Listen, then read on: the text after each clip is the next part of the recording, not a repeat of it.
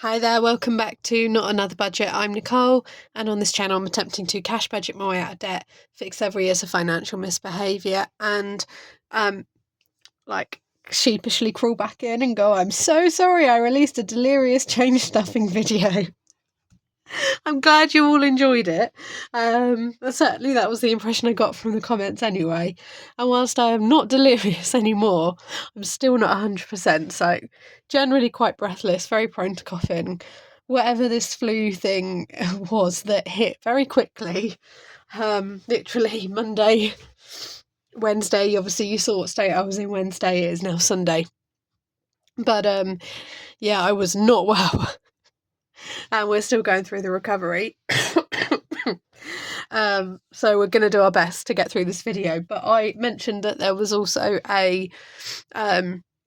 was a cash element to the change and the savings. And I also wanted to talk a little bit more, obviously, about the unexpected student finance payment that I received. Now, it wasn't a full student finance payment, so it clearly looks like the fee element that I would have paid to my university has been deducted. Certainly that's what everything looks like, because it wasn't the full amount that I was expecting had I, obviously continued with my course. So it looks like this is just, I don't know, maybe a final balance. I'm not sure. Either way, it was greatly unexpected, and it did throw that week into an absolute tizzy. And that is an understatement of a word, because that was quite a full-on weekend anyway, and then obviously I was not really well last week. So I did do some things with it. I've also got to go through and do all of the logging of everything that I have done, because I'm still trying to get my head around reconciling January week 3, which is when that hit, and then obviously January week 4 as well, and then I get paid at the end of this week. So I haven't yet fully thought about my February bills or what I'm going to do or anything like that, but I did want to bring you up to speed with what I've done, because I have gone and done, certainly as you can see from the small change perspective, I have done some spending. What I chose to do, you'll know that one of my savings goals was the gifting for the year. I actually took the money that I'd saved up, which was £80, and then the difference, and went, I'm going to go and see if I can actually get those things, and actually just pre-buy them and pre-do them, because essentially the money was there. All I would do is stick and put it in an envelope or something like this anyway. I was going out into the city with a friend of mine, so I just thought, well, look, I'm going to try and see if I can get gifts and presents for the year, and I have managed to do so, which is fantastic. So obviously that generated change, paying for the car park generated change, and etc. And I did a little bit of personal spending for myself, but that's not where the vast majority of the money has gone at all. And one thing I did do was something that actually came about as a result of a conversation with my mum, and that is to bring Bowie's very big fund forward slightly, because he's on a 0 to 3 year timeline.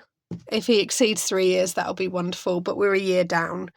And when he got ill, it was me doing the emotional, trying to get him into the vet, and walking into the emergency vets with him when he got seriously ill and was dying in my arms, because that's what he was doing.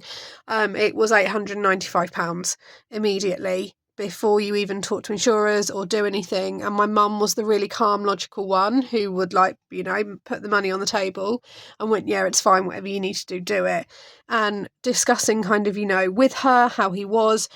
Realistically, if he does start to deteriorate and go downhill, it will be her who is doing the driving, being the calm head, and she knows me well enough to know that in that situation I'm not going to be thinking about where my cash is, what envelope it is in, or what's happening.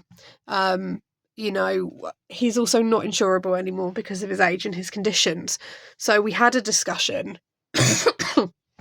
and he has a big fund, which is a savings goal of mine, but that is a long way off. And she said, it's great being it's great that it is a 1 year off. like, a way off. December 2026 is kind of the estimated completion of that goal. She said, but it was nearly £900 just walking in to treat him. She said that you may potentially have to lay your hands on with him, and we hope that he's stable again for another year. So I took 900 of the pounds and gave it to Mum to look after, and that is the first payment in his that's the first payment in a very slow build. Okay, at some point, time and his health is going to run out on me, and I need the calm, logical person to be there dealing with the money and all of that, in terms of the handling of it, the admin, because I won't be able to. So 500, 750, 850, 900 is currently being looked after by Bowie's nanny, so to speak. And it is very much it's not an end of life fund, because we're not there and we're not anywhere near there, but it's an acknowledgement that, all being well, we'll get another stable year and a half before things start to slip. And then those slips, because he is uninsurable because of his conditions, will not be cheap. And then I'll obviously have to make decisions and stuff. So, that's that bit done. So I took 900, tried to do as much of a match up to a round number for what walking into the emergency vets cost, and it was walking in to stabilise him with his heart, £895. That's before heart scans, which are £665 for him, blood tests at £100 a pop and then some. So yeah, that was done. So £900, represented by placeholders here, is in a long-term Bowie fund, being looked after by the person who will be kind of the emotional support individual who will be dealing with all of that, while I get to be the worried, upset cat mum. That's that one. So we did £900 with that. This envelope I will still use for his smaller fund, his smaller £300 fund, which is 1 month ahead on medication and an additional vet's blood test, is still very much in play. So far, out of the money, I've done, where's a little bit of paper? Let's just use the back of these, actually.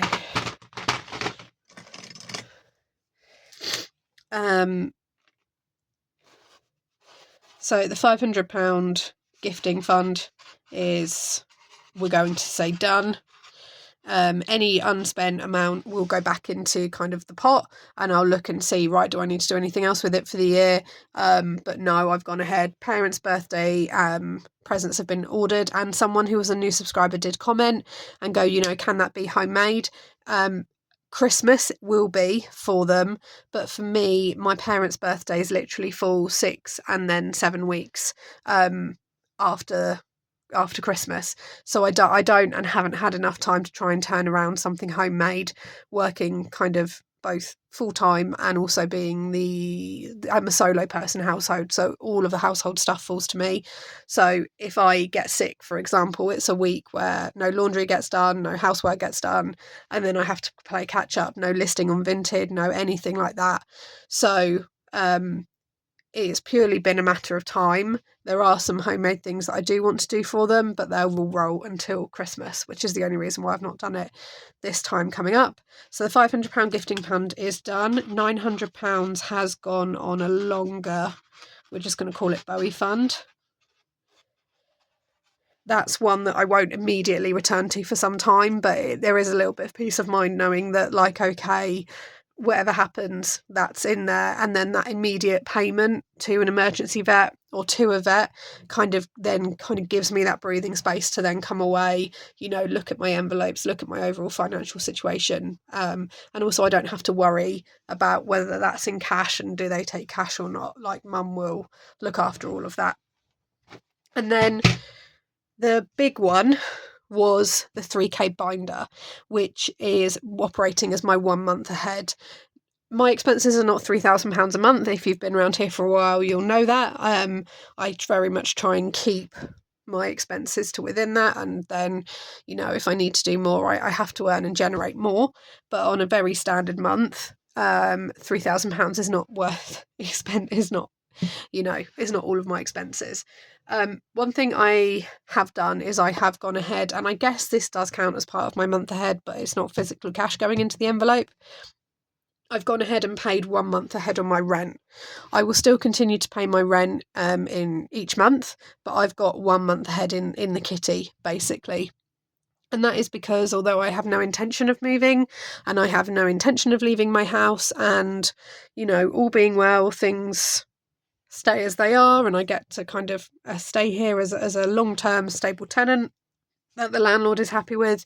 If in the event that that is not the case, and I do get given or have to give whatever that kind of 30-day window is, then I've actually got £950 freed up further down the line to deal with things like potentially deposits on new houses and moving costs and stuff like that. So it is £950.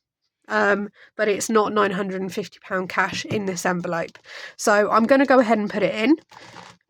It was something I was umming and ahhing about, and I was like, actually, it does form part of my, it does form part of what I'm doing, paying my rent.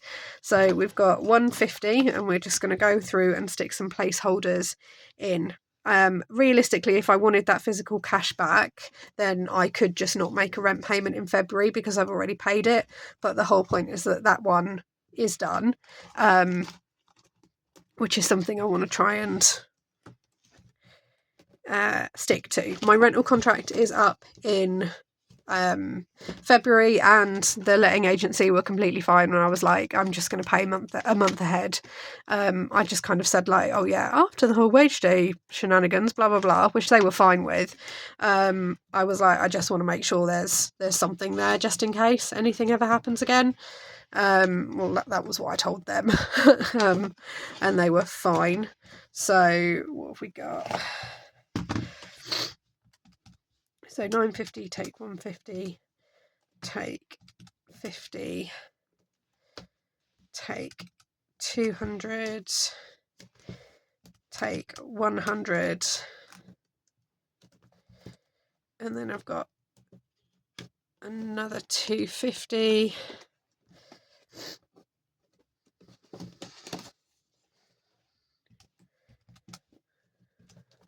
Then we've got another 50.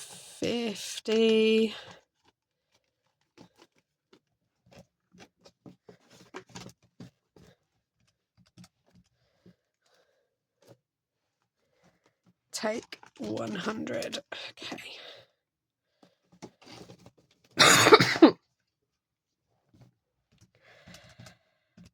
Okay, so then I'm going to put, where's my next 50? That's the easiest way to do this. Here. Okay.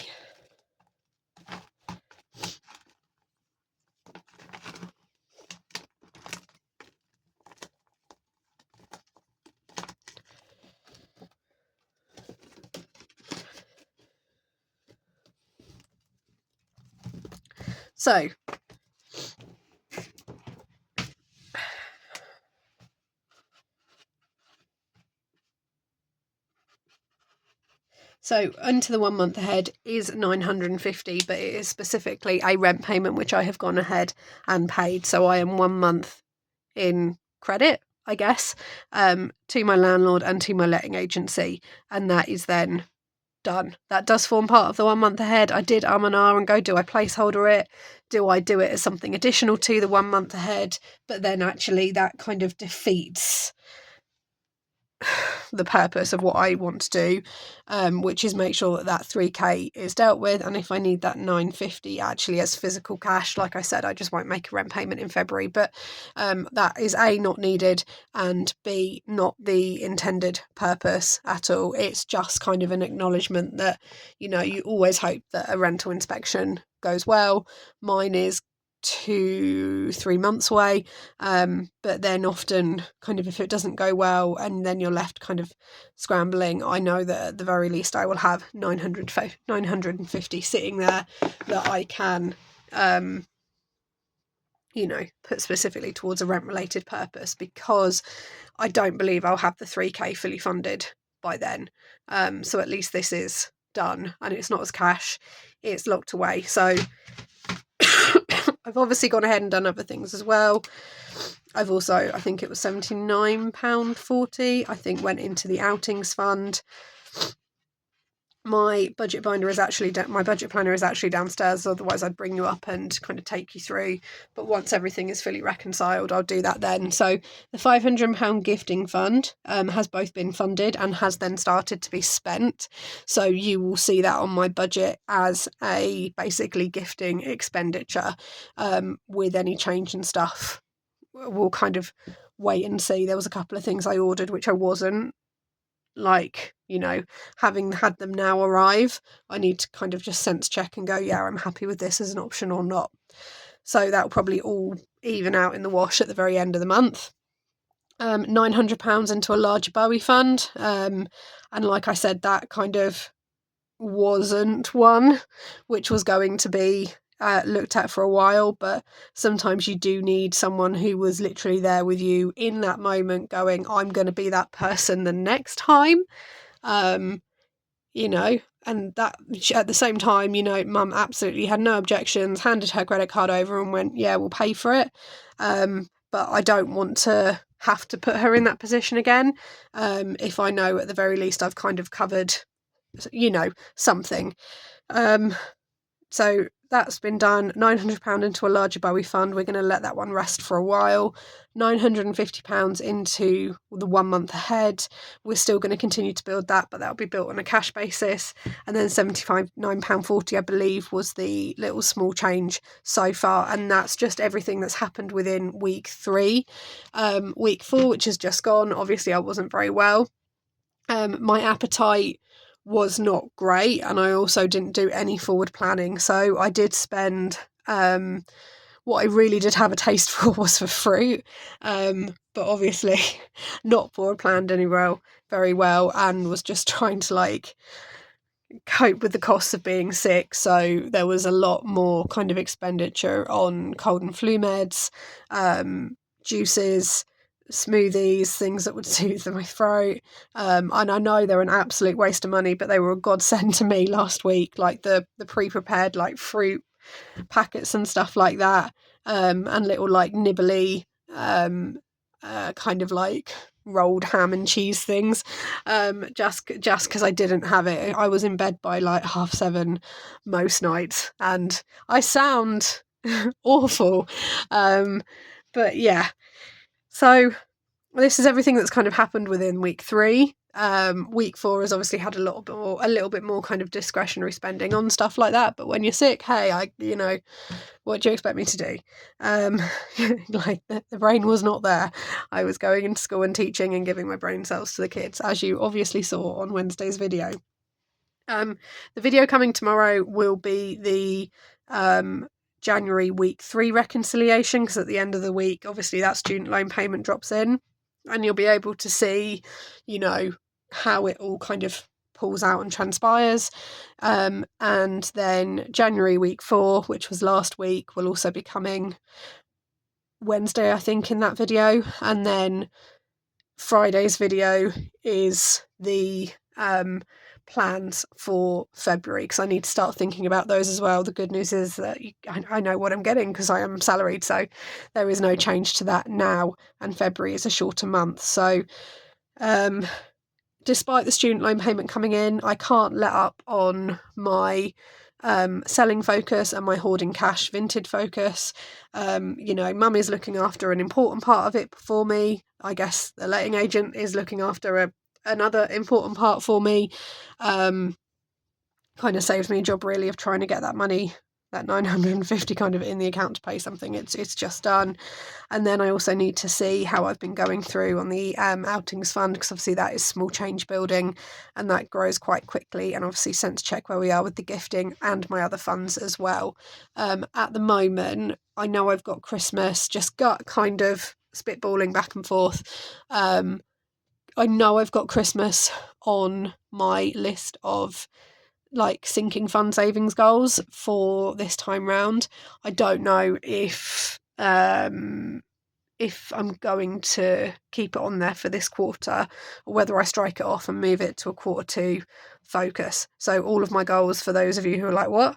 I work out my financial goals on a quarterly basis and then I review them, and it helps me kind of be a bit more proactive rather than reactive to things, which is why I can also look and go, still need to be listing, still need to make sure like I'm up to speed with getting everything going on like a physical product launch. So and generating that income through there, because it does look like I will miss the payout threshold for YouTube earning for February. Which if I do, it's absolutely fine. It just gives me a larger amount in March instead. That's where we're going to leave it, because I'm really struggling for breath. But I will catch up with you in tomorrow's video, give you hopefully a more well-rounded view of overall what happened over that weekend, because that was a mad one financially. And let me know your thoughts down in the comments below. I hope you have a fantastic budgeting week wherever you are in the world, and I'm going to love you and leave you and say bye-bye for now. Bye-bye for now.